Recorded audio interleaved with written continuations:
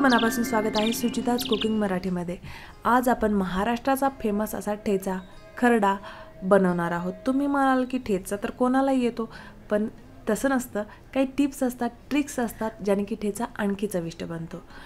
तर सर्वात अगोदर गॅस ऑन केलेला आहे मी आणि कढईमध्ये मिरच्या टाकायच्यात। तर मिरच्या धुवून घ्यायच्यात, देठं काढायचेत आणि मिरच्यांना थोडंसं खुडून घ्यायचे, म्हणजे अर्धा तोडून घ्यायचे।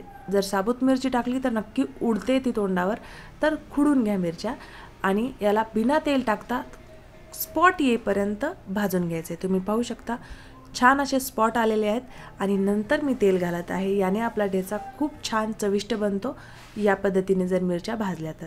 आता तेल टाकल्याच्या नंतर आणखी थोडंसं मी याला भाजलेलं आहे। एक 2 ते 3 मिनिट तेल टाकल्याच्या नंतर भाजा आणि गॅस बंद करून घ्या। ही एक ट्रिक आहे ज्याने की ठेचा चविष्ट बनतो। आता आपल्याला ठेचा ग्राइंड करायचा आहे, तर ग्राइंडर जारमध्येच मी ग्राइंड करत आहे, पण याला खलबत्त्याचं टेक्स्चर आणायचं आपल्याला, जसं की आपण खलबत्त्यात कुटतो। तर अगोदर मिरच्या टाकायच्या, नंतर लसूण टाकायचा। जर बुडाला लसूण टाकला तर लसणाच्या काही गाठ्या तशाच राहतात, म्हणून मग वरून लसूण टाकायचा, मीठ टाकायचे। इथे मी 1.5 चमचा मीठ टाकले, थोडंसं जास्तच मीठ लागतं ठेच्यासाठी।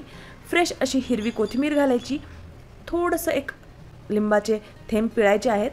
ऑप्शनल आहे लिंबू, नाही टाकलं तरी चालेल।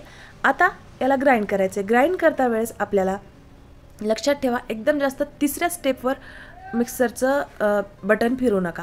पहिल्याच स्टेपवर आपल्याला ठेचा करायचा आहे, तर पहिल्या स्टेपवर थोडंसं चालू करायचे, परत बंद करायचे, परत थोडंसं चालू करायचं, परत बंद करायचं। एकदा चेक करायचं चमच्यानं, परत फिरवून घ्यायचं आणि मग परत एकदा थोडंसं एकदाच चालू करा आणि बंद करा।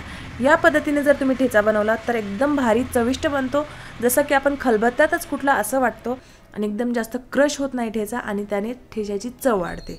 तर हे बघा किती भारी टेक्स्चर आलंय, किती छान दिसत आहे ठेचा। या पद्धतीने करून बघा। आवडली असेल ठेच्याची रेसिपी तर लाईक करा, शेअर करा आणि हो, तुम्हाला ठेच्यासोबत चपाती खायला आवडते का भाकर खायला आवडते नक्की कमेंटमध्ये सांगा। लाईक करा, शेअर करा। धन्यवाद।